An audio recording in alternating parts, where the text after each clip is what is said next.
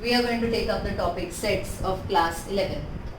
So by sets we mean a collection of objects, numbers or things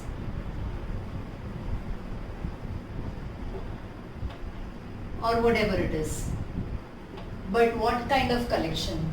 Such a collection which is well defined.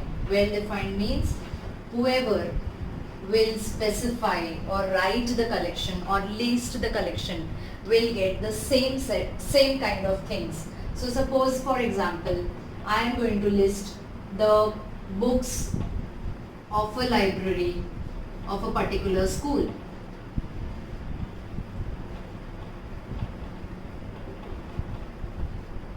Then this collection of books will be the same for whoever, maybe if the librarian makes the list or any student makes the list, it's going to remain the same. So that is why it is a set. Let's take another example. If we write the name of the rivers of India.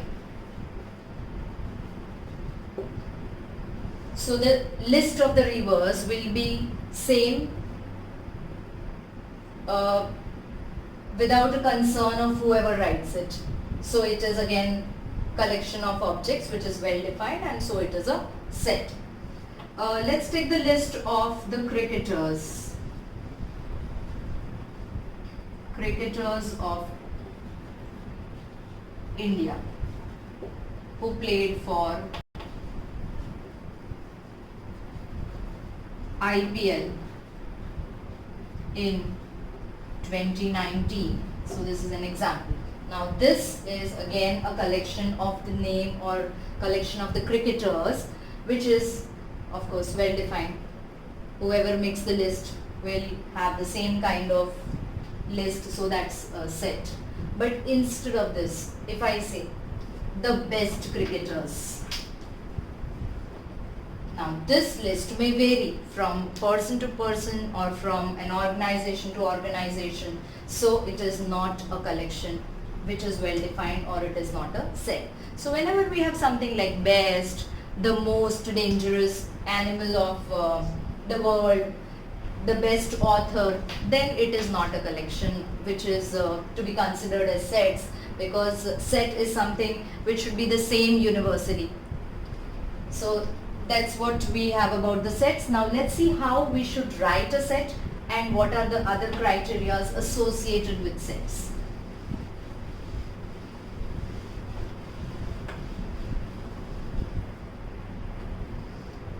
So let's see how to define the set. Okay, so let's see how to denote a set.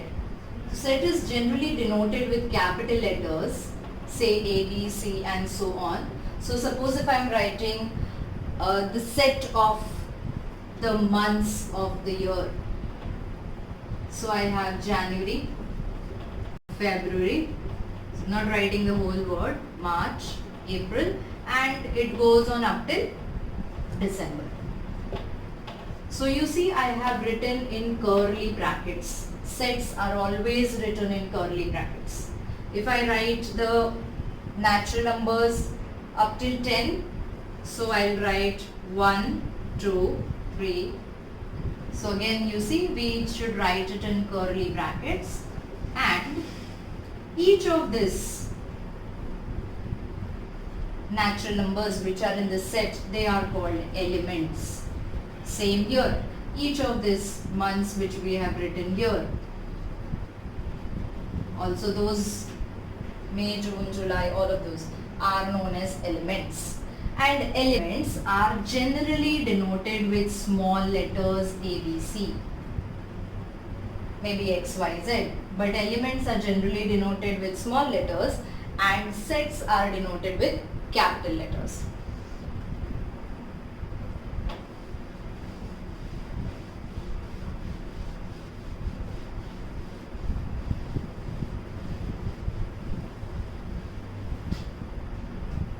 Let's consider a set B which is natural numbers up till 5.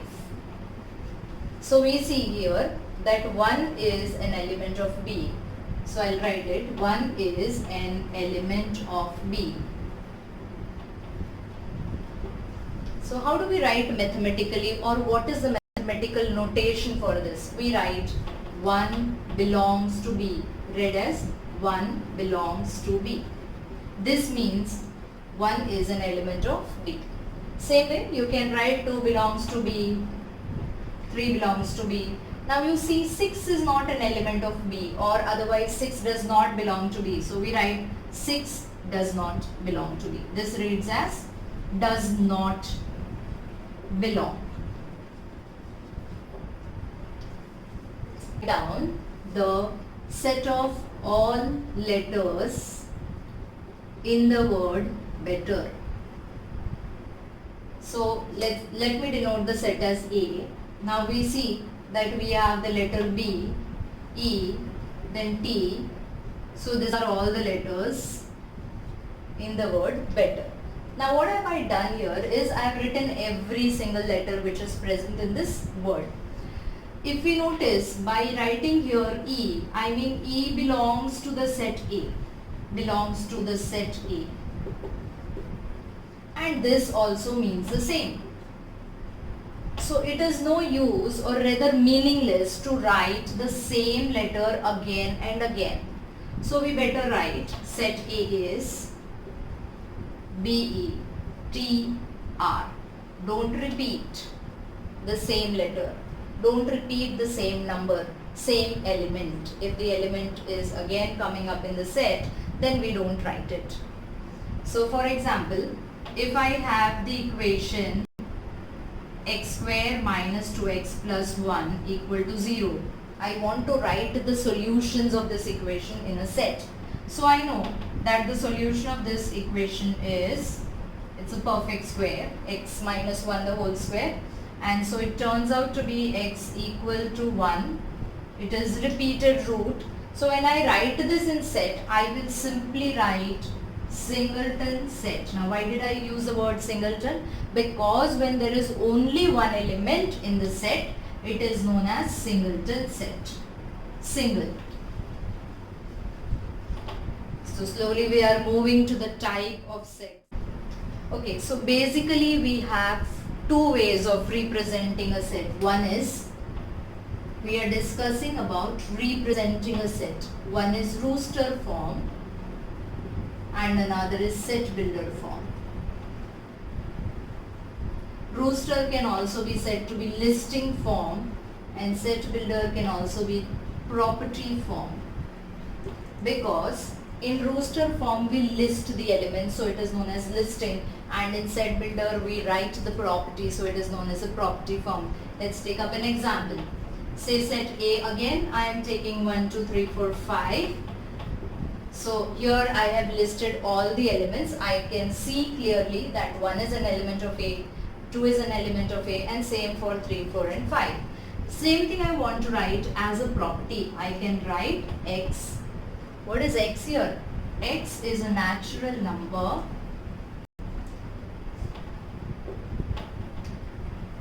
less than 6. So this word show me the property of the set. So it is known as property, or it is known as a set builder form. So any set can be represented in maybe rooster form or the set builder form.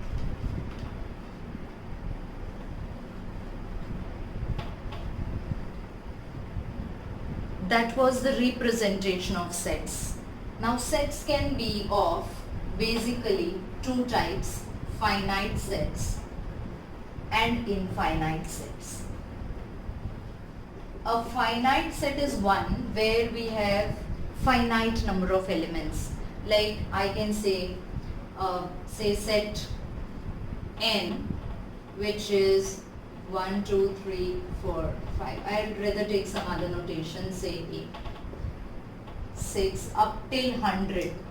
Okay, it's finite. I know the numbers begin from 1 and they end at 100. But if I take another set of natural numbers, and I want to denote it with n, so n is equal to 1, 2, 3, and it goes on and on. So it's an infinite set. Okay, so we basically have finite set and infinite set. Now infinite set, further infinite set, we have a singleton set. Singleton set means the one which has one element. For example, an element or a number which is neither prime nor composite. Yes, it is one singleton set, neither prime nor composite.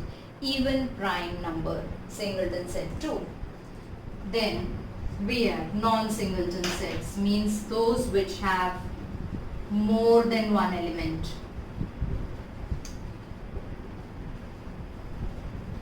And this is the one which has only one element.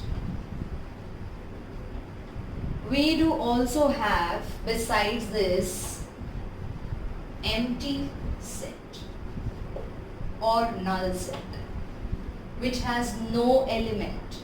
Its notation is Greek letter phi, or you can denote it with empty, curly brackets, nothing inside, empty.